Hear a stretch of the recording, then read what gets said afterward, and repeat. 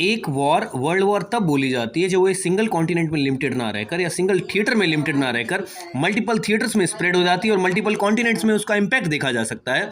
जैसे एक अगर यूरोपियन कॉन्टिनेंट में कोई इशू हो रहा है, वहाँ पे वॉर लड़ी जा रही है, तो उसका इम्पैक्ट देखा जाएगा एशिया कॉन्टिनेंट में भी, साउथ अमेरिका में भी और अफ्रीका में भी।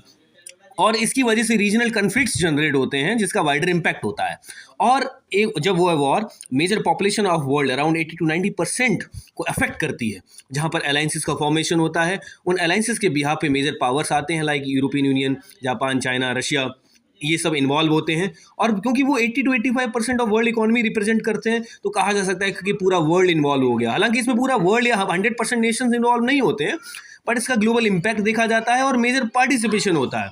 तो रही बात अब ईरान की, क्या ये इशू एक वर्ल्ड वॉर की सिचुएशन में जाएगा? नहीं, क्योंकि रशिया अपने यूक्रेन के साथ इशू में फंसा हुआ है। इससे रशिया का इस कन्फ्लिक्ट की वजह से, ईरान वाले कन्फ्लिक्ट की वजह से रशिया को बेनिफिट मिलेगा, क्योंकि इसके ऑयल की डिमांड बढ़ेगी। चाइना का कोई खासा बेनिफिट है नहीं वहाँ पर मिडिल ईस्ट में, तो चाइना रशिया के पास जाएगा और वहाँ से अपनी एनर्जी नीड को पूरा करेगा। और ईरान, रही बात, अलायंसेस में है नहीं, जैसा कि वर्ल्ड वॉर 2 में देखा गया था कि वहाँ पे अलायंसेस थे, तो ईरान यहाँ पे कोई अलायंसेस में है नहीं, ईरान की सपोर्ट में कोई नेशन आएगा नहीं।